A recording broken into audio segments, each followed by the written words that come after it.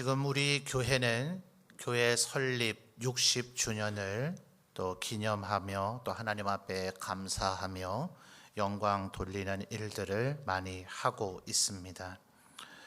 전에 말씀드리기를, 그렇다면 우리는 이 60년이 지나고 난 이후 우리는 무엇을 힘쓰는 교회가 되어야 할 것인가?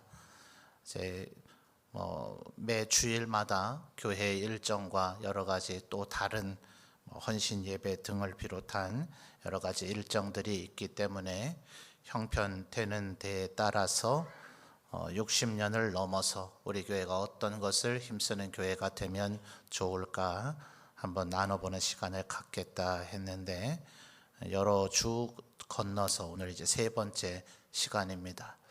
나눴던 말씀들을 기억하시나요? 첫 번째는 충성하는 교회가 돼야 되겠다. 우리 교회는 1960년에 통합이라고 하는 교단과 WCC의 우리 대한예수교 장로교회가 계속해서 가입해 있을 것인가 안아야 될 것인가의 그 관점 때문에 통합과 합동이 분리가 되어지면서 점천 시민교회에서 예배당도 다 내어주고 역사도 다 내어준 채 오직 복음만, 바른 신앙만 바로 세우기 위해서 28분의 성도들과 고 정규선 목사님께서 세우신 교회가 우리 점천제일교회이다. 그래서 다른 모든 것들 다 포기하고서라도 오직 하나님 앞에서의 바른 신앙을 가장 중요하게 여겼던, 태동과 출발부터가 하나님 앞에 충성했던 교회이기 때문에 우리도 계시록의 말씀처럼 죽도록 충성하는 그런 교회가 되어야 되겠다. 두 번째 주제 뭐였는지 기억나십니까? 끝까지 선교하는 교회가 되어야 되겠다. 사실 한국 우리 조국의 우리나라의 기독교의 인구가 가장 많았다 할 때도 겨우 25%.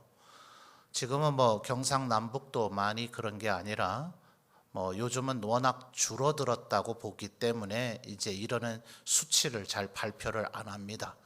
기분 좋고 뿌듯하고 자부심이 나야 15%, 20%, 25% 쭉쭉 올라가야 이런 걸 발표를 할 텐데, 지금은 많이 줄어들었다 싶으니 요즘은 이런 전 인구 대비 기독교인의 비율은 잘 그렇게 발표되고 회자되지를 않으나, 아마 모르긴 모르지만 경상남북도의 평균치인 8%에서 10% 이하로 아마 그 정도 선으로 퇴보된 것이 아닌가.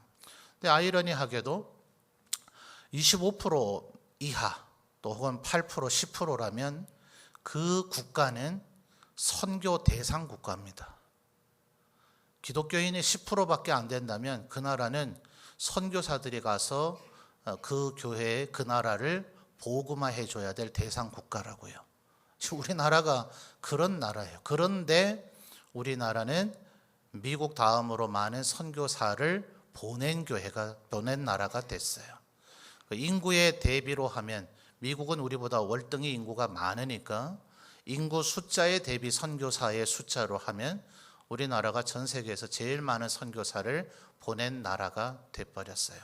그 중심에 우리 점천제일교회가 있습니다. 우리 원로 목사님께서 특별히 우리 교단의 초창기 선교 지도자들과 함께 그 일들을 해오셨어요. 명예나 감투 이런 것들은 다른 분들에게 다 양보하셨지만 아는 분들은 알아요. 선교계에서 잔뼈가 굵으신 분들, 그때부터 선교에 동참했던 분들, 우리 점천제일교회 우리 이정호 원로 목사님 존함만 돼도 우리 원로 목사님과 우리 점천제일교회가 한국교회의 선교의 초창기 때부터 어떤 한 획을 감당해 왔는지를 잘 알고 있습니다. 지금도 많은 선교사님들을 돕고 단기 선교팀을 계속해서 보내는 선교를 충성스럽게 우직하게 감당하고 있는 교회이죠. 그러니 주님 다시 오시는 그날까지 이 사명을 끝까지 잘 감당하는 교회가 돼야 되겠다. 자, 오늘은 세 번째로 여러 주가 지금 지나 버렸어요. 그래서 몇 주 전부터 이제 세 번째로는 우리 성도들과 무엇을 나눠야 될까? 지금 우리나라의 기독교인들 또 전 세계의 소위 기독교인이라고 부르는 사람들의 어떻게 이렇게 생각들이 이렇게 다를 수가 있을까? 우리가 지금 불교도들 혹은 유교도들 혹은 이슬람교도들 뭐 이런 사람들과 논쟁하고 싸우고 있는 게 아니에요. 특별히 한국 사회 안에서의 지금 대다수의 주요한 갈등과 논쟁은 기독교인들 간에 사실 지금 벌어지고 있습니다. 너무 웃기지 않아요? 자, 오늘 우리가 읽은 말씀을 보면 누구에게 보낸 편지입니까? 고린도인들에게 보낸 편지이죠. 너무 상식적인 얘기라서 굳이 확인해 볼 필요는 없을 것 같기도 합니다만 그래도 한번 확인해 보십시다. 고린도후서 1장 1절을 한번 가보죠.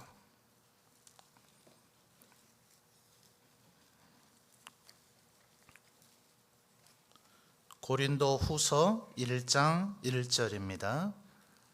찾으신 분 아멘요. 자, 여러분 한번 읽어 주십시오. 시작.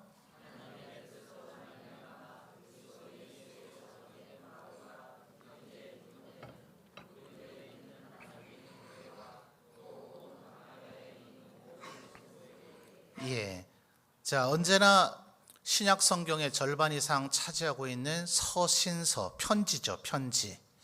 편지이다 보니까 1장 1절 혹은 2절, 3절까지는 언제나 보내는 사람이 누군지 그리고 받는 사람이 누군지가 꼭 거의 대부분 나오고 있어요.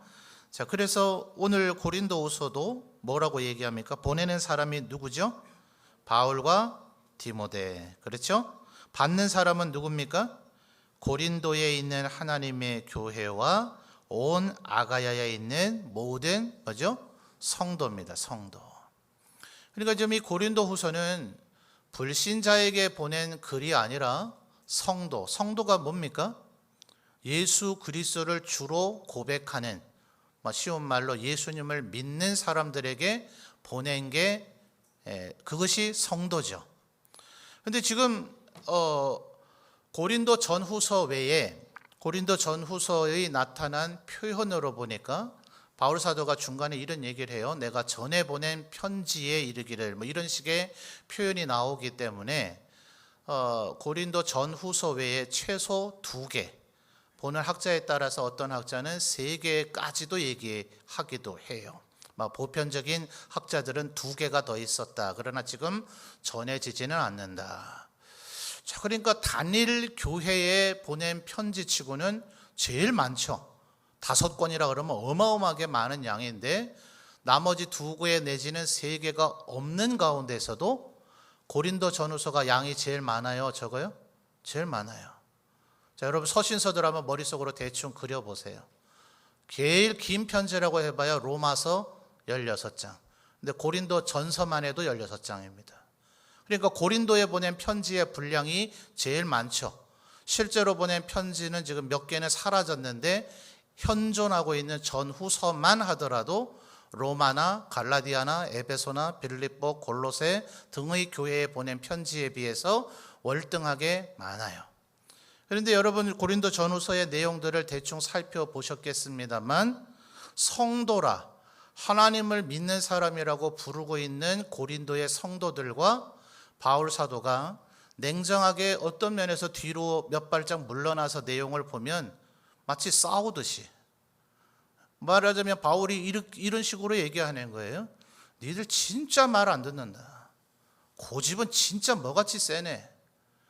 여기 지금 내가 멀리 떨어져 있을 때는 바울 사도 내 말을 잘 듣는 것처럼 여기고 있는 사람들, 내가 가기만 가봐라. 너희들 내 안 보는 데서 말 안 듣고 그랬던 걸 내가 절대로 그냥 두지 않을 거다.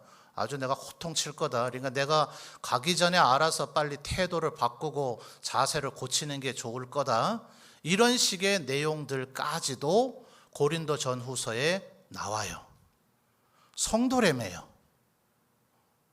아니 지금 차라리 불신자에게 고린도에 있는, 고린도라고 하는 도시가 마치 우리나라의 부산이나 인천 같은 항구 도시입니다. 울산 같은.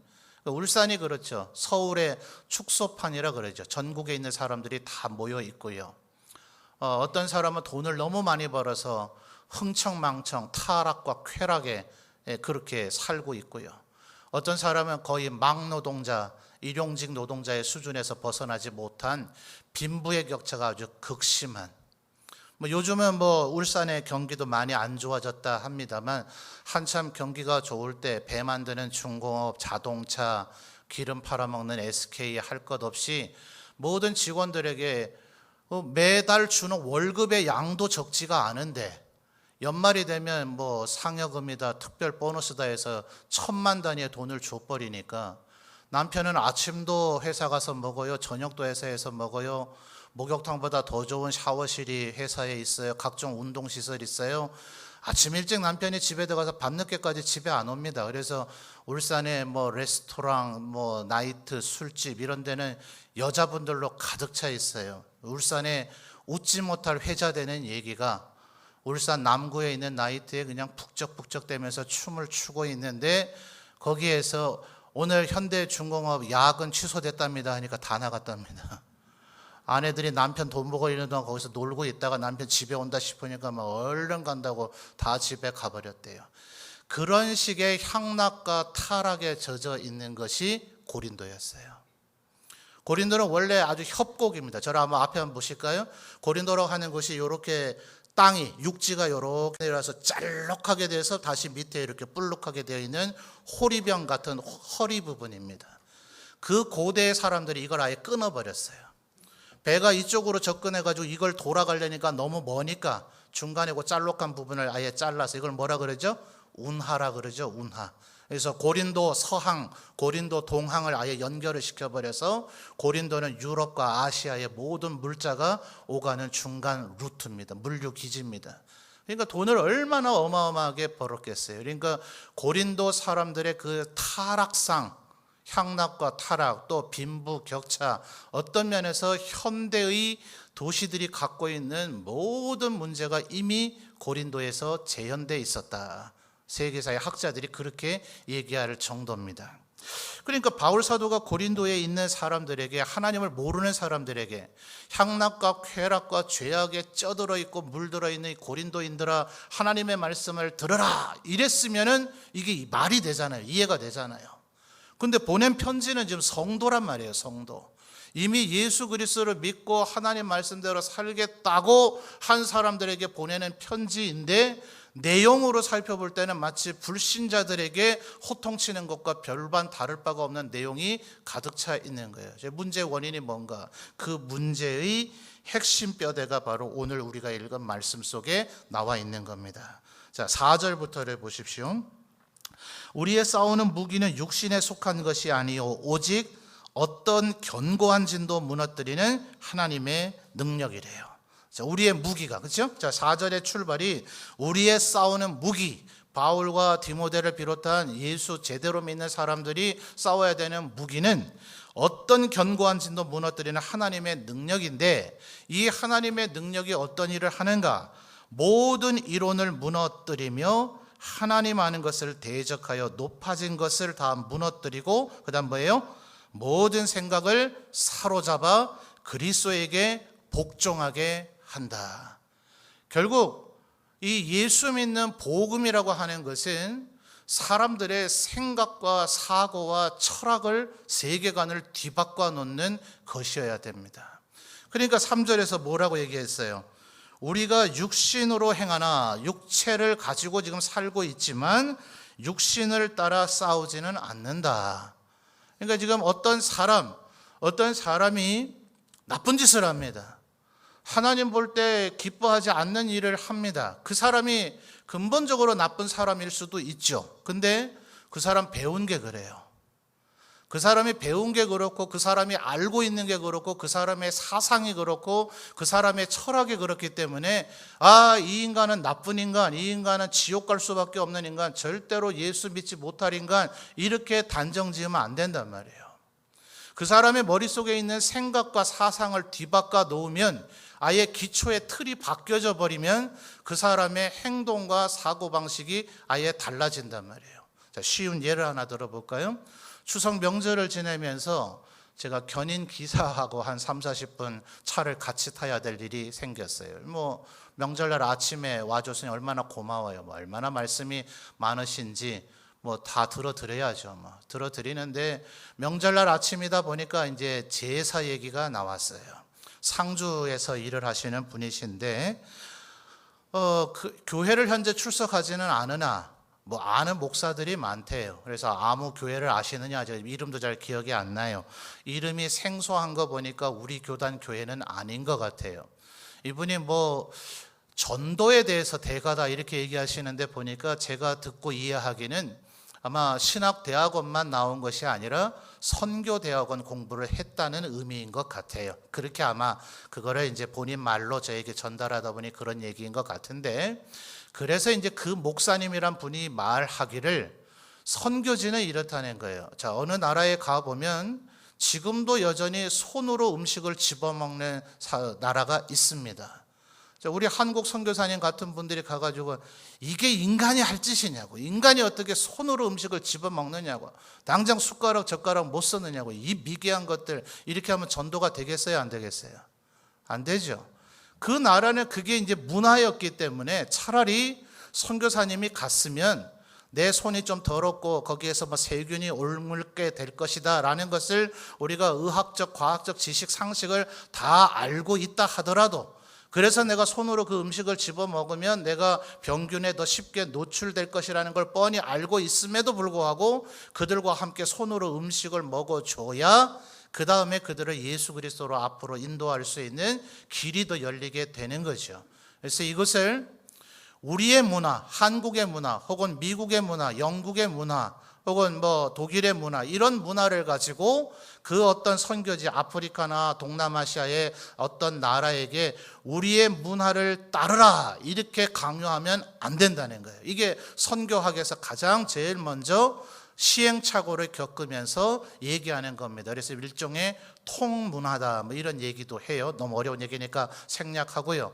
자, 그 목사님이 그렇게 얘기했다는 거예요. 마치 선교학에서 그렇게 얘기하는 것처럼 거기에서 손으로 음식을 집어먹으면 그들을 고치라고 할 것이 아니라 우리가 가서 같이 손으로 음식을 집어먹어야 되는 것처럼, 한국 사람, 일본 사람, 중국 사람은 옛날부터 제사를 드려왔으니까 기독교가 들어와서 여기서 제사 드리지 마 이렇게 얘기한 것이 잘못된 것이고, 제사를 드리도록 허용을 하고 같이 제사에 동참해야 된다는 거예요. 고개 끄덕거리는 분은 지금 아멘 하려고 하는 거예요? 동의되는 거예요? 이런 식의 사고가 뭐예요? 사고의 틀이 잘못됐기 때문에 그런 결론을 도출해 버리는 거예요. 그 사람이 나쁜 것이 아니라 이 머릿속에 있는 어떤 그 시스템, 작동하는 시스템 자체가 그것이 잘못된 결과를 도출하는 기계이기 때문에. 자, 여러분 쉬운 말로 붕어빵에다가 밀가루 반죽을 되게 하든 묽게 하든 거기다가 팥으로 된 앙꼬를 넣든 뭐 콩으로 된 뭐 그렇게 되는가 모르겠습니다만 뭘 넣든 나오는 빵은 무슨 빵이에요? 붕어빵이죠. 그러니까 틀 자체가 붕어빵이면 재료를 밀가루를 붓든 보리가루를 붓든 찹쌀가루를 붓든 그 안에 앙꼬를 뭐 넣든 건 나오는 건 붕어빵이란 말이에요. 붕어빵이 아니라 잉어빵을 먹으려면 틀을 바꿔야 되는 거지, 그 내용을 아무리 바꿔봐야 그 나오는 빵의 모양은 절대로 바뀌지가 않는다 하는 거예요. 그래서 제가 세계관이 다른 사람, 아예 사상이 다른 사람, 철학이 다른 사람과는 아무리 논쟁해봐야 되지를 않아요. 그 사람이 정말 이 문화의 충격이라고 할 수도 있겠고요, 세계관의 충돌이라고 할 수도 있겠는데, 그 생각이 완전 근본적으로 뒤바뀌게 되는 그것이 바로 지금 4절에서 얘기하는 어떤 견고한 진도 무너뜨리는 하나님의 능력이라. 그러니까 사실은 말의 설득이나 가르침으로 되지 않아요. 자, 예수님께서 행하셨던 일을 세 가지를 얘기하죠. 주로 첫 번째 단계가 전파하며입니다. 전파하며. 그 다음이 가르치는 거예요. 자, 지금 그 사람에게 전파가 되지 않았는데, 하나님의 그 복음의 능력이 전파되지 않았는데 그분에게 손으로 먹느냐 젓가락으로 먹느냐의 그런 개념과 제사를 드려도 되느냐 안 되느냐의 개념은 아예 틀이 다른 겁니다 라고 아무리 가르치는 행동을 해봐야 하나님의 복음이 전파되지 않은 사람에게는 논쟁밖에 안 된단 말이에요. 절대로 받아들이거나 수용하지 않아요. 그래서 지금 여기서 4절에서 얘기하는 어떤 견고한 진도 무너뜨리는 하나님의 능력이라 하는 것은 예수님께서 변화산에 올라가셨을 때 9명의 사도들이 귀신을 쫓아내지 못했지요. 그때 예수께서 내려오신 후에 귀신을 쫓아내 주시고 난 후 기도 외에는 이런 유가 나갈 수 없다 하셨던 것처럼 이 모든 견고한 진도 무너뜨리는 하나님의 능력이 어떤 한 인간에게 들어가서 그 인간의 사고의 틀을 아예 뒤바꿔 놓는 것은 말 그대로 하나님의 능력, 하나님의 권능이 아니고서는 안 돼요. 근데 문제는 이제 그 다음입니다. 다음.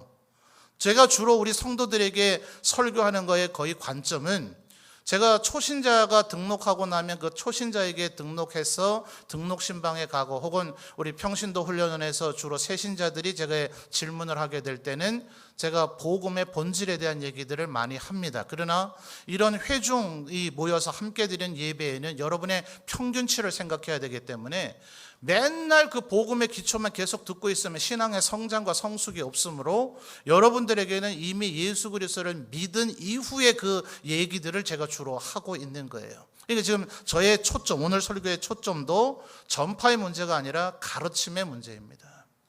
그러니까 지금 이 바울 사도는 이 고린도인들이 예수님을 믿었어도 그들의 모든 생각들 가운데는 아직도 옛날 엉뚱한 생각에 사로잡혀 있는 것들이 굉장히 많단 말이에요. 예를 들면 또 이런 겁니다.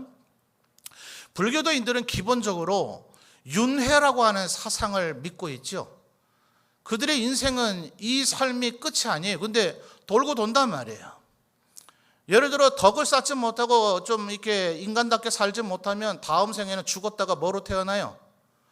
개, 돼지, 소 같은 축생으로도 태어날 수도 있는 겁니다. 그러다가 더 그 개, 돼지 상태에서 어떻게 잘 못 살려는지 모르겠습니다만 그보다 더 못하면 더 못한 존재로 이제 떨어지는 거죠. 그렇게 다 이렇게 될 거 계속 끝나지 않아요. 또 태어나고 또 죽고 또 태어나고 또 죽고 하기 때문에 그들은 죽는 문제 오히려 죽는 문제 그대로 또 다시 또 태어날 거니까 별로 그렇게 급급해야 할 문제가 없을 수도 있어요.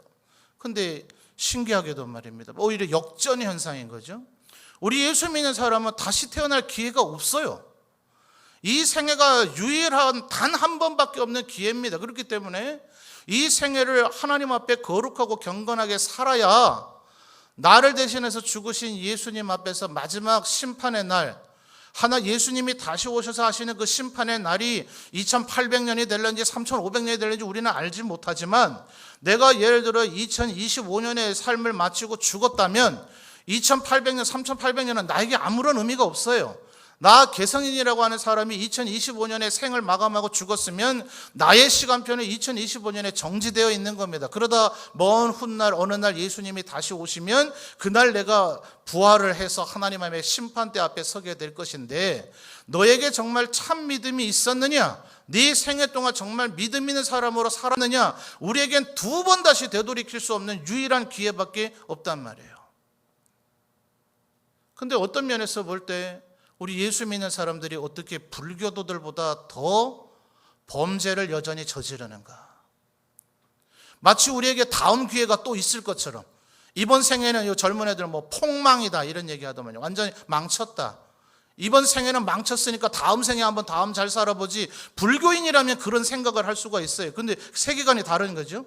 돌고 도는 윤회가 가능하다. 이번에는 인간으로 살았다가 다음에는 개로 살았다가 다음에는 돼지로 살았다가 돼지로 아주 착한 돼지로 주인님께 삼겹살을 잘 바치면 그 다음에 다시 인간으로 태어나는 이런 생각이 있다면 이번에는 못 살아도 다음에 잘 살면 되잖아요. 근데 우리 예수 믿는 사람은 그게 아니란 말이에요. 오직 한 번밖에 기회가 없기 때문에 우리는 이 생애를 똑바로 한순간도 허비하지 않고 살아야 되는데 어떨 때 우리는 그렇지 못한 것 같은 생각이 우리에게 있단 말입니다. 그러니까 예수님을 믿는다 하는 것으로 그걸로 모든 것이 종결되고 끝난 것이 아니라 5절에서 지금 뭐라고 얘기합니까? 하나님을 아는 것을 대적하여 높아진 것을 다 무너뜨리고 모든 생각을 사로잡아서 그리스도에게 복종하게 해야 된다. 자, 이 바울 사도의 이런 생각이 또 다른 데서 한번 찾아볼 수 있는 것은 로마서 11장을 한번 또 가보죠. 로마서 11장 36절의 말씀을 한번 보겠습니다.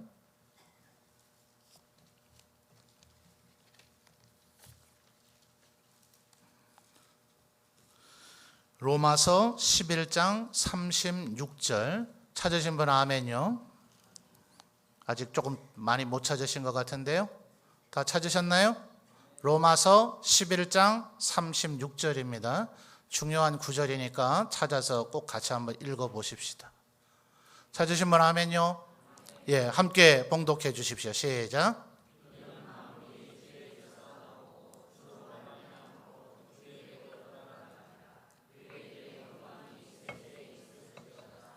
아멘. 자, 우리가 믿고 있는 하나님은 어떤 분이에요?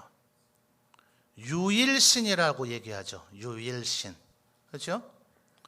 만약 하나님께서 유일신이 아니고 단일신이라면 그 말은 똑같은 말인 것 같지만 신이 하나님만 계신 게 아닌 겁니다. 고대인들이 주로 그런 생각을 했죠. 이스라엘을 다스리는 이는 여호와. 그죠? 또 모압을 다스리는 이는 뭐 다곤 이런 식의 블레셋입니까? 이렇게 서로가 그 다스리는 신이 따로 있었단 말이에요. 그러면 블레셋인 다 죽여야 되죠. 모압인 다 죽여야 되죠. 왜냐하면 그들은 하나님의 영역의 존재가 아니니까. 애초부터 하나님의 백성이 아니니까. 근데 이건 생각이 잘못됐죠. 하나님은 단일신이 아니라 유일신이란 말이에요. 이 세상의 그 어떤 존재도 하나님이 다 창조하신 것이지 하나님이 창조하지 않으신 이가 없는 거예요. 자, 여러분 중세, 제가 몇 주 전에도 우리 기독교인들의 역사적인 오류에 대해서 얘기를 했습니다만 왜 중세 로마 카톨릭이 유럽 사람들이 십자군 전쟁을 일으킬 수 있었을까요? 그들은 이 부분에서 완전히 하나님 앞에 모든 생각이 사로잡혀 있지 않은 거예요. 이슬람 교도는 이슬람의 영역에 있기 때문에 그들을 죽여도 상관이 없는 거죠. 왜요? 하나님의 백성이 아니니까. 근데 지금 로마서 11장 36절은 뭐라고 얘기합니까? 이는 만물이, 자, 만물에 사우디아라비아 사람이 들어갈까요? 안 들어갈까요? 이라크 사람이 들어갈까요? 안 들어갈까요? 북한 사람도 들어갈까요? 안 들어갈까요? 고 소련이었던 러시아 사람도 들어갈까요? 안 들어갈까요? 모든 사람이 다 하나님의 피조물이란 말이에요. 그렇다면 그들 가운데 누가 하나님의 창조 이전에 선택을 받았는지 우리가 알 길이 있어요? 없어요? 없죠. 그럼 모든 인간에 대한, 모든 인류에 대한 사랑의 마음이 기본 먹을 수밖에 없는 겁니다. 그러니까 인류애라는 생각이 바로 이런 하나님에 대한 바른 지식에서 나오는 거예요. 인종차별을 하면 안 되겠구나 하는 생각이 바로 이런 하나님에 대한 바른 인식에서 나오는 겁니다. 그 이전에는 예를 들어 남북전쟁이 그런 거 아니에요? 미국에? 흑인을 억압하는 거 당연한 권리라고 생각했어요. 심지어 셈과 함과 야벳을 흑인종, 황인종, 백인종의 조상이라고 이해를 해서 노아 이전의 세대는 다 홍수로 심판을 당하고 노아에게서 딱 세 아들이 태어나서 지금 우리가 볼 때는 실제로 세 개 인종 사실은 틀려요. 그저 과학이 덜 발달했던 18세기, 19세기의 인류를 그냥 쉽게 구분하기 위한 것이 세 그 인종이었기 때문에 오늘날 백인종, 황인종, 흑인종이라 구분하는 것은 대단히 학자들은 쓰지도 않는 무식한 얘기밖에 되질 않습니다. 그렇기 때문에 셈과 함과 야벳이 그 백인종, 황인종, 흑인종의 조상이다라고 이해하는 것은 잘못된 이해입니다. 그러나 얼마나 당시의 구분에서는 그럴듯했겠어요. 함이 이 노아가 포도주를 마시고 취해서 아랫도리를 벗고 있는 걸 보고 아이고 우리 아버지 하여튼 저러신다 이렇게 아버지를 비난하는 표현을 했기 때문에 함이 저주를 받았고 그래서 그 저주가 흑인종에게 이어지고 있기 때문에 흑인을 데려다가 노예로 삼거나 그들을 함부로 죽이거나 그들의 인권을 유린하는 것은 당연한 우리 백인종의 권리다라는 생각이 한때 기독교인들의 마음을 사로잡았단 말이에요. 무슨 얘기인지 이해되세요? 하나님을 그저 예수 그리스도만을 믿는 것, 그것만으로 안 된단 말이에요. 예를 들면 중세 로마 가톨릭이 그런 거예요. 교황이 다스리고 있는 그 교회 울타리 안으로 들어와서 하나님을 예배하면 된다. 그게 전부다. 그것만 잘하면 나머지는 아무 상관없다라고 하면서 구약 성경을 잘 보니까 이자놀이 하지 말라 그랬거든요. 그래서 이것은 어차피 예수 그리스도를 십자가에 못 박여 죽여서 이 피값을 우리와 후손이 감당하리라고 말했던 유대인들 너희들이 해라. 아니, 이자놀이 하는 것이 그렇게 죄책감이 들고 안 해야 될 것 같으면 모든 이자 제도를 없애야 되죠. 현대 금융제도나 은행권에서 하고 있는 이런 모든 이자의 시스템과 관련된 것을 사실은 없애야 되죠. 근데 중세 사람들이 선택한 것은 우리는 천국 갈 하나님의 백성, 유대인 너희는 아니기 때문에 이 더러운 이자놀이 하는 금융과 관련된 일들은 유대인 너희에게 해라. 이랬던 것이 오히려 지금 전 세계 경제를 유대인의 손에 쥐어주게 됐잖아요. 근데 뭐 유대인이 그래서 잘 됐냐 못 됐냐 요거의 관점으로 보기보다는 모든 생각이 하나님 앞에 바로 잡혀야 되는데, 그래서 어떤 경제 활동은 괜찮고 언제 결단하는 동안 괜찮지 않고가 아닌 거죠. 세상에서 지금 얘기하고 있는 예를 들어 경제학, 제3의 길, 원론적인 자본주의, 수정 자본주의 제3의 길, 또 최극단에는 공산주의, 사회주의 이런 것이 있잖아요. 이런 생각을 가지고 성경을 바라보는 것이 아니라 성경이라고 하는 렌즈를 가지고 그 사상들을 봐야 되는 거예요. 그 사상 가운데서 하나님의 영광을 드러내는 것이 있는가? 그러니 이 사상은 70점. 이 사상은 빵점, 이거는 아예 없어져야 될 사상, 이런 식의 평가가 있어야 되지, 내가 지금 이 자본주의 사회, 민주주의 사회에 살고 있기 때문에 그 시각을 가지고선 하나님을 바라보면, 대한민국에서 하나님이 계신가 안 계신가 국민 투표하면은 하나님이 계시다고 나오겠어요? 안 계시다고 나오겠어요? 안 계시다고 나와요. 민주주의의 이 제도가 얼마나 맹점을 떠안고 있는가를 아시겠습니까? 그러니까 우리 예수 믿는 사람은 모든 생각을 먼저 성경을 기준으로 삼아야 되는 거예요. 여러분, 구약 성경을 볼 때에 하나님께서 부자를 돌보라 이런 얘기는 단 한 번도 나오지 않아요. 공부를 많이 한 학식 있는 학자들을 잘 돌보고 대우해주고 대접해주라 이런 얘기 나오지 않습니다. 재판하는 재판관들에게 예우를 해주고 그들을 잘 대우해주라 이런 얘기 나오지 않아요. 그러나 귀에 딱지가 않도록 나오는 얘기는 고아와 과부와 객과 이방인을 돌보란 얘기가 나와요. 그럼 우리는 여기서 궁금증을 가져야 되죠. 왜 하나님께서는 이들에게 이렇게 관심을 가지실까? 왜 객과 고아와 과부와 이방인에게 이렇게 관심을 가지실까? 그들을 돌보라고 하는 얘기는 그때만 해당되는 얘기일까? 오늘날도 해당되는 얘기일까? 오늘날 이들을 돌보려면 우리가 자비를 많이 베풀어야 될 것인가? 자선을 많이 해야 될 것인가? 아니면 국가 시스템을 바꿔야 될 것인가? 이런 것들이 모든 생각을 사로잡아 그리스도에게 복종하는 겁니다. 여러분, 이런 얘기 설교 시간에 잘 못 들으시죠? 20-30분 안에 설교에서 담아내기는 굉장히 어려워요. 카페에 비치된 책들을 좀 많이 보십시오.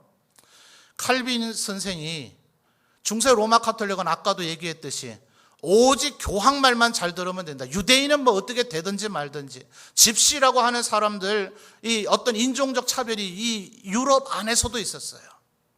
우리가 볼 때는 똑같은 백인종이라고 불려지는 그들 안에도 게르만족, 슬라브족, 라틴족 등등 그 사이에 잡다한 정말 미세한 부족들까지 인종차별하고 학대하고 그들을 마음껏 죽이고 뺏고 약탈하는 일들이 유럽 사회 안에서도 얼마나 많이 있었는지 모릅니다. 근데 나는 성당에 출석하니까, 나는 로마 캐톨릭의 교도니까, 나는 세례 받았으니까 나는 천국 가. 나는 교회에 지금 출석하고 있으니까 나는 하나님의 백성이 됐기 때문에 내가 이 사람을 도와주지 않았고 선한 사마리아인이 아니라 제사장과 레인처럼 행했지만 나는 상관이 없어 라는 것이 로마 캐톨릭의 사상이었을 때, 칼빈이 단순히 교회만을 개혁한 것이 아니에요. 칼빈의 그 사상 속에서는 하나님께서 우리에게 얘기하신 것이 과연 뭔가, 성경에서 얘기하고 있는 이 모든 생각을 사로잡아서 그리스도에게 복종하게 하라는 것이 뭔가, 그러므로 단순히 교회 출석 잘하고 성경 말씀 많이 읽고 예배 잘 드리고 하는 것으로 끝나야 되는 것이 아니라 정치 제도가 아예 바뀌어야 된다. 경제 시스템이 아예 바뀌어져야 된다. 사회 문화가 아예 바뀌어져야 된다. 그래서 제네바에서 칼빈은요, 결혼식, 예를 들어 애 돌잔치, 생일잔치, 명절을 어떻게 보낼 것인가에 대해서 반찬 숫자, 술을 하루에 몇 잔 이내만 마실 것이고 얼마 이상의 비싼 것을 쓰지 말 것이고 하는 그런 세세한 것까지 제네바 사람들을 지도하기 시작했어요. 왜요? 검소는 그리스도인의 가장 기본 덕목이기 때문에. 그러니까 여러분, 사실은 우리들이 예수님을 믿는다, 하나님 믿는다고 하지만 우리의 생각, 모든 생각을 과연 사로잡아서 그리스도에게 복종했는가? 그래서 이 칼빈의 이 사상이 한 200년 지나고 나서 네덜란드의 아브라함 카이퍼, 수상을 하신 분입니다. 목사인데 국회를 만들고 정당을 만들어서 이제 우리의 대통령에 해당되죠. 수상까지 하신 분이에요. 카페에 그분에 관련된 책들도 비치를 해놨습니다. 그래서 아브라함 카이퍼에 의해서 다시 재정립된 것을 네오 칼비니즘 혹은 신 칼비니즘이라고 얘기합니다. 그분이 이 아브라함 카이퍼가 얘기한 것, 칼빈이 했던 얘기, 어거스틴이 했던 얘기를 또다시 재확대 해석하고 더 체계화 시킨 거예요. 그가 했던 유명한 말 중에 하나가 영역 주권 사상입니다. 아까 로마서 11장 36절에 뭐라 했다고요? 만물이 어떻게 해요? 주에게서부터 나오고 주로 말미암다가 주에게로 돌아간다. 전 세계 우주 만물 모든 것이 하나님이 창조하지 않으신 것이 없다. 그래서 이런 각도에서 환경 문제도 접근하게 돼야 되는 거예요. 왜요? 하나님께서 창세기 1장에서 뭐라 그랬어요? 생육하고 번성하고 성에 충만하고 정복하고 다스리라. 이 지구를 파괴하는 행동을 하면 안 돼요. 하나님께서 우리에게 마치 에덴 동산을 과연 그 동쪽에 있는 하나의 국한된 넓이가 그다지 넓지 않은 동산이라고 봐야 될 것인가? 그 동산에서 추방됐다고 하니 특정한 어떤 장소라고 봐야 될 것인가? 근데 어떤 신학자들은 지구 전체가 에덴 동산이 아닐까? 그러니까 하나님의 주권과 하나님의 그 다스림과 통치가 있다가 그것을 거역한 가인과 아담과 하와가 거주하게 된 그곳이 이제는 하나님을 거역하고 거부한, 말하자면 지금 이 5절에서 표현하는 것처럼 하나님을 아는 것을 대적해서 높아진 사상에 사로잡힌 그곳이 실락원, 에덴에서 추방된 곳이 아니겠느냐, 이런 이제 생각까지도 하는 거예요. 왜냐하면 에덴 동산에 대한 성경의 더 구체적인 묘사는 사실 없기 때문에 말입니다. 그러니까 지금 우리가 살고 있는 이 모든 곳에서 그 어느 곳도 하나님의 영역이 미치지 않는 것이 없고 어느 인종, 어느 인간도 하나님이 만들지 않은 그런 존재가 없기 때문에 우리의 생각과 사상들이 많이 바뀌어져야 될 필요가 있다는 거예요. 그래서 여러분, 성경을 더 많이 읽으시고 또 지난 2000년의 우리 교회 역사 가운데 신앙의 선진들이 써놓은 책들을 많이 읽어야 됩니다. 그래서 지금도 우리 한국에 제가 본받고 싶은 모델이 될 만한 교회들은요, 신앙 고전, 우리 기독교 고전들을 많이 읽습니다. 우리 성도들 그걸 좀 많이 읽으셔야 돼요. 왜냐하면 아까 상주에 다른 교단의 어떤 목사님처럼 그분이 나쁜 사람이겠어요? 목회자가 되려고 할 정도면 아무리 우리와 교단이 다르기로서니 나름대로 그분은 하나님의 은혜를 체험하고 하나님께서 자기를 부르셨다는 소명의식을 뭔가 느끼고 깨달았기 때문에 목회자가 되려고 하지 않았겠어요. 그러나 그의 머릿속에 있는 빵틀이, 이 붕어 빵틀이 잘못되어 있기 때문에 선교지에서 손으로 집어먹는 것을 우리가 하는 것처럼 우리는 제사를 드려도 된다, 제사 드리도록 오히려 허용해야 된다라는 말도 안 되는 사상이 그의 입에서 튀어나오게 되는 거예요. 뭐것 때문에요? 틀이 잘못되어 있기 때문에. 오늘날도 마찬가지예요. 동성연애를 하고 있는 가운데 지금 기독교인이라고 하는 사람들이 거기서 하고 있잖아요. 이미 유럽과 미국으로 다 거쳐서 지금 그곳에서는 동성연애자가 지금 목회를 하고 있고 동성연애자가 교회 안에서 동성연애자들의 결혼을 주례해주고 있잖아요. 지금 왜 그래요? 틀이 잘못됐기 때문에. 그래서 끊임없이 우리가 하나님의 말씀을 통해서 아까 아브라함 카이퍼가 얘기했던 영역 주권, 정치, 경제, 사회, 문화, 예술, 교육, 모든 영역에 지금 보십시오. 교육이 지금 서서히 허물어져 가고 있어요. 왜 학교에서 자꾸 문제가 생기는가? 저는 이 근본적인 교육학의 전제가 잘못됐기 때문에 그래요. 교육학의 전제가 세상 사람들의 솔깃한 얘기를 가지고 하나님의 말씀을 무시하니까. 예를 들면 이제 미국에 있는 한 그 신학자가 자기가 실제로 그렇게 해보고 이제 책을 썼어요. 우리 한국분이 번역을 하면서 조금 더 강한 어떤 임팩트를 주기 위해서 미친 척하고 하나님의 말씀에 순종해 본 1년. 앞에 미친 척하고는 그분이 의역한 거예요. 원래 원래 미국의 원 제목에는 그 단어가 없어요. 근데 이 사람이 한 행동이 그게 아니냐. 우리나라에서도 이제 곧 그렇게 될 거고 지금도 그럴 거예요. 잠언에 보니까 애를 채찍으로 때리래요. 미국에서는 채찍을 때리는 게 아니라 채찍을 드는 순간 그 아이가 부모를 경찰에 신고를 하든지 이웃에서 신고를 하든지 아마 그러면 양육권 뺏길 거예요. 그러니까 이분이 너의 아이를 똑바로 키우고 싶거든, 그 아이가 옳지 않은 길로 가거든 채찍으로 때리라 했는데 이 말씀 그대로 순종하려니까 안 되는 거죠. 그래서 우리의 먼지 떨이개 같은 것을 만들어서 이걸 채찍이다 스스로 그렇게 자기를 세뇌하면서 애를 그걸로 이렇게 때려봤다. 그러니까 애가 아프진 않죠. 전혀 그것을 자기를 때리는 행동이라고 여겨지지는 않으니까 아버지 지금 뭐 하시는 거예요? 애가 이랬다 하는 것이 그 책의 한 글귀에 나옵니다. 교육학의 전제죠. 아이를 그렇게 해서는 안 된다. 아이는 알아서 인간이기 때문에 알아서 선한 길, 의로운 길로 갈 수 있을 것이다. 그저 칭찬만 하고 격려만 해주면 아이는 똑바른 길로 갈 거다. 애 때는 다 그렇지 뭐 애를 왜 때리고 억압을 해서 그러면 애의 길을 꺾고 애의 성장 가능성과 창의력을 다 꺾어버리기 때문에 그 아이가 쓸모없는 기계 부품 같은 인간밖에 되지 않을 거다. 그냥 애가 하는 대로 그냥 놔둬라. 무조건 칭찬만 해줘라. 성경 어디에 그런 얘기가 나오냐고요. 이해되십니까? 우리의 신앙은 그저 겨우 내가 예수님 믿겠습니다, 나 이제 교회 다닙니다, 나는 하나님 앞에 구원받기를 원합니다 하는 겨우 그 정도의 수준에 머물러 있어야 되는 것이 아니라 무엇을 먹든지 마시든지 하나님의 영광을 위해서 하라 하셨던 것처럼 우리의 삶에서 벌어지고 있는 모든 것, 비록 우리와 별로 피부에 와닿지 않는 것이라 하더라도 누가 우리의 대통령이 돼야 되고 우리가 우리의 국회의원이 돼야 되고 어느 정당의 정책이 옳으냐 틀으냐 이 모든 것에 대한 판단이 여러분이 과연 하나님의 말씀에서 하나님의 뜻에 따라서 그걸 판단하고 있느냐 말이에요. 아합이 마지막 하나님 앞에서 버림받은 것은 결코 우상 숭배 때문이 아니에요. 이세벨을 동원해서 이세벨이 하나님의 선지자들을 죽이고 엘리야가 자기만 남았다고 여길 정도로 하나님의 선지자가 다 죽임을 당해서가 아니에요. 최종적으로 하나님으로부터 아합에 대한 심판의 선언은 나봇의 포도원을 뺏었기 때문에 그래요. 경제의 불균형입니다.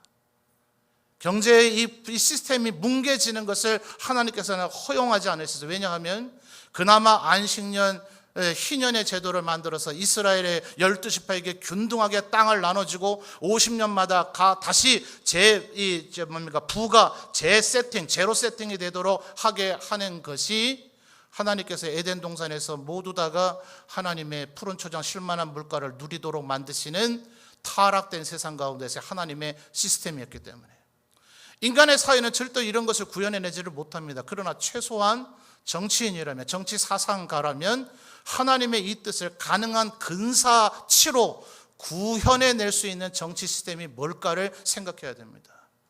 여러분, 공산주의는 20세기에 망했습니다. 칼 막스와 레닌 그리고 스탈린 등에 의해서 주창됐던 그 사상이 얼마나 허구였는가는 지난 20세기에 증명이 됐습니다. 그런데 문제점은 왜 공산주의가 출현했는가에 대해서 인류는 까먹은 것 같아요. 공산주의는 자본주의가 낳은 괴물입니다. 극도의 부자와 극도의 가난한 사람들, 여러분 설국열차라고 하는 영화 보신 거 기억나십니까? 전 보다가 짜증나서 다 보지는 않았습니다. 그러나 그 영화에 대한 의도, 감독, 그 다음에 논평들, 영화 평론가들의 글들을 많이 읽고 제가 어느 정도 한 3분의 2까지는 제가 본 걸로 아는데요. 그것은 지금 사회를 묘사하고 있는 겁니다. 제일 끝에 있는 가장 비천한 사람들, 가장 힘없는 사람들에게 계속해서 바퀴벌레로 녹여 만든 양갱만 먹이게 되니까 그들이 폭동을 일으키죠. 그래서 끝 앞까지 가게 되죠. 자본주의가 결국 공산주의를 태동했어요. 부의 불균형. 누구는 어마어마하게 자식에게 수천억 수백억을 대대손손 물려줄 수 있는 부를 소유하고 있고 그 부를 계속 유지하기 위한 권력을 손에 쥐고 있고, 누구는 태어날 때부터, 요즘 우리 사회에서 하는 말 아니에요? 이런 말이 나온 것 자체가 지금 우리 사회가 굉장히 위태한 거예요. 지금 정치 현상의 그 보여지는 끝에 나타난 현상이 위험한 게 아니라 우리 인간들 사이에서, 정치 지도자가 아닌 평민들, 평범한 국민들 사이에서 금수저와 흑수저란 용어가 나오기 시작했다는 것 자체가 우리 사회가 위험한 겁니다. 근데 지금 이 한국 사회만 그런 게 아니라 전 세계가 또다시 이 우를 범하고 있어요. 그래서 원래적 자본주의는 하나님의 뜻에 안 맞아요. 반드시 수정 자본주의의 제3의 길을 채택을 해서 부자에게는 더 세금을 많이 가져들여서 가난한 자들에게 나눠주는, 그것이 세금에 의해서가 아니라면 이 경제 시스템에 의해서라도 그렇게 될 때에, 그래야 또다시 폭동이나 공산혁명 같은 것들이 안 일어난단 말이에요.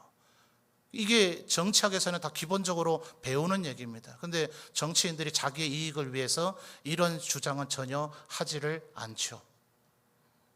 그러니까 여러분, 플라톤이 얘기한 군주론이 뭔가? 도대체 이 인간 사회의 왕이든 대통령이든 군주는 어떤 역할을 해야 되는 건가? 하나님에 의한 성경의 얘기가 아니에요. 이 세상 사람들도 인간을 인간 사회답게 통치하려면 최종 지도자들은 어떤 덕목을 가지고 어떤 생각을 가지고 해야 되는가? 마키아벨리는 군주론으로 이 유럽에서 도시국가들이 서로 막 쟁투를 벌이기 시작했어요. 누가 그 왕권을 유지할 건가? 군사력에 무력이 없이 아무리 고상한 사상과 철학을 갖고 있다 한들 자기 국가를 과연 유지할 수 있을 것인가? 우리가 민주주의 사회를 유지하고 있는 대한민국이라 하더라도 군사력이 뒷받침되지 않으면 미국이나 혹은 북한이나 중국이나 일본이나 러시아에게서 우리 국토를 지킬 수 있는가? 심각한 문제잖아요. 그죠? 근데 그 모든 것들이 과연 하나님의 뜻의 생각을 배치하고 그것을 반하는 행동을 하게 되면 우리가 천국에 갈 수 있느냐는 거예요. 모든 생각을 사로잡아 그리스도에게 복종하게 한다. 그래서 여러분, 그냥 믿음으로 살면 되지. 여러분, 예수 믿기 전에는 그러셔도 돼요. 예수 믿기 전에는 그러셔도 되는데 이제 예수를 믿었으면 빨리 하나님께서 우리를 데려가지 않으시므로 우리는 이 세상 살아가는 동안에 책임이 있습니다. 이 사회, 우리가 발을 디디고 살고 있는 이 나라가 어떻게 해야 될 것인가? 여러분, 혹시 이런 생각하는 분이 계실지 몰라요. 목사님, 여기 지금 서울 강남 아니에요. 서울 강남 아닌데 여기서 왜 이런 설교하세요? 이러려는지 모르겠어요. 여러분, 강남에 있는 교회의 기독교인은 98% 천국 가고 우리 문경 점천에 있는 교회의 기독교인은 한 5%에서 10%만 천국 가는 겁니까? 그렇지 않죠? 교회가 서울 강남에 위치하고 있던 문경과 점천에 위치하고 있던 그들의 모든 생각을 사로잡아 그리스도에게 복종시킨 이들이 천국에 들어가게 되어질 줄 믿습니다. 바울 사도가 지금 이게 안타까운 거예요. 고린도인들에게 복음을 전해놨으나 지금까지 그들이 고린도에서 태어나면서 배우면서 자라난 그 생각이 아직 사로잡혀서 교회를 출입하고 있을 뿐 그들의 모든 사고방식과 철학과 행동하는 모든 지침은 여전히 이전 육신의 몸을 입고 있는 그 삶의 상태에서 전혀 다르지 않는 거예요. 그러니까 바울 사도가 늘 안타까워서 뭐라 얘기해요? 너희의 옛사람을 벗어버리고 그리스도의 새 사람을 입으라. 모든 생각을 사로잡아서 그리스도에게 복종해야 됩니다. 여러분, 공부 많이 하십시오. 성경을 많이 읽으십시오. 칼빈은 뭐라 얘기했나? 어거스틴은 뭐라 얘기했나? 카이퍼는 뭐라 얘기했나? 카페 가셔서 커피만 마시지 마시고 그 옆에 앉아 책을 읽으십시오. 그 정도의 책은 사실은 모두 다 사야 됩니다. 여러분의 재물을 그 정도는 투여해서라도 읽어서 내가 그런 어처구니 없는 행동하지 않도록, 예수를 믿는다는데도 불구하고 제사 드려야 되지 뭐 이런 망발을 하지 않도록, 목사라는 사람이 그런 망발하지 않도록 우리의 생각의 틀을 그리스도에게 복종시켜 나가는, 이것을 가리켜서 세계관이라 얘기합니다. 온 우주 만물을 오직 유일하신 하나님이 만드셨다. 그분이 그분을 믿고 순종했느냐에 따라서 세상 모든 사람들을 심판하고 구원하실 것이다. 다른 제3의 길은 없다. 천국에 갈 것이냐 지옥에 갈 것이냐. 우리의 이 생애를 통해서 그것을 준비해 나가고 만들어 나가시는 우리 모든 성도들이 되시기를 바랍니다.